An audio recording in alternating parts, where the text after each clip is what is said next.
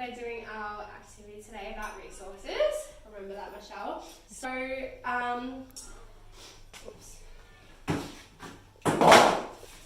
So I normally do 5 resources, and I lay out the trays, and I go, okay, what are the resources that we get from our environment? Can anyone name any? And then they sort of list them, and then I start with oil. And okay, where do we get oil from? Oh, we get it from our underneath the sea water, and we get it through dredging it through oil riggers.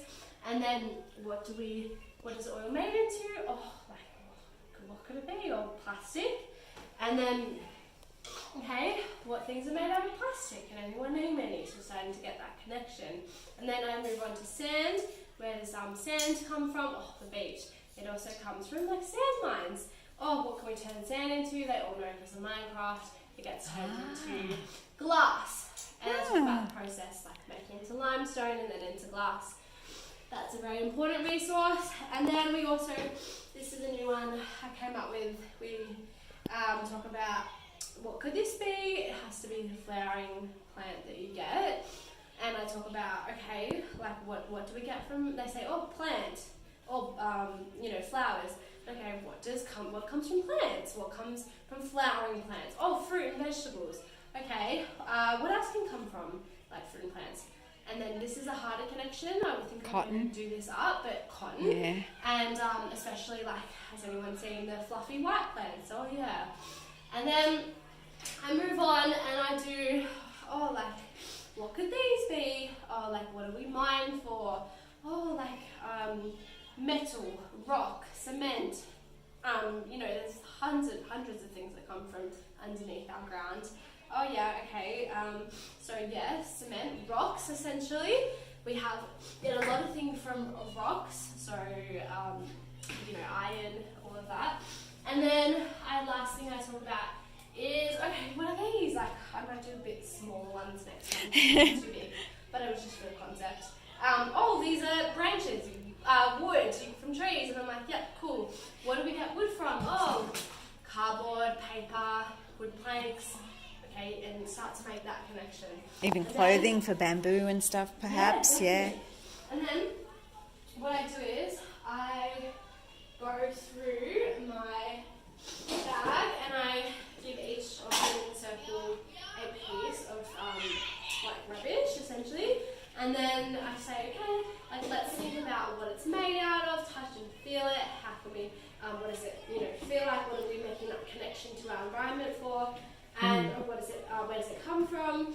And then go one by one around in the circle, put them in the trays, and then they all do that. I think the acrylic tops was really hard for them to understand that is plastic. Yeah, I know. Yes, we have man-made fibres for our tops and natural type fibres for our clothes, and there's that distinction even though they look so similar.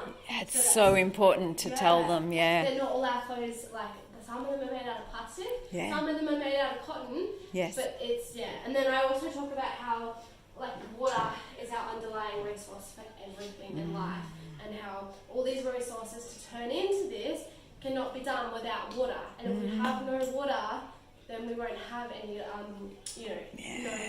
how you get to the school on the bus, or how do you, how do you get your lunchbox, how do you get the food in your lunchbox, and they're like, oh yeah, we need water to drink, we need water to survive, and so I kind of put that here, so it encompasses all of them, and then, and then we just talk about that, and then I slowly go, okay, once that's all done, okay, what if we make too much of these, they'll talk about the plastic items in that, and then I'll be like, oh, well, we start to use up all of our oil, so, if we use up too much of it, then it'll be gone. What about if we make too much glass, heaps and heaps and heaps of glass? Then we're going to be using up all of our sand. Then what about if we, don't care for, it's almost harder, but if we don't care for our plants or our bees, really important, that's where all our fruit and veg come from, and then you kind of understand that.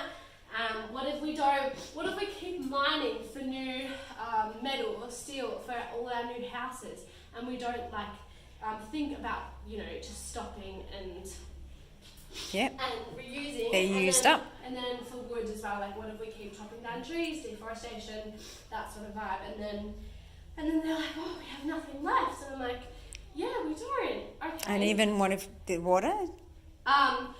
Yeah, I don't talk about that because that's, like I say, like we can go into drought. We have to care for that, yeah.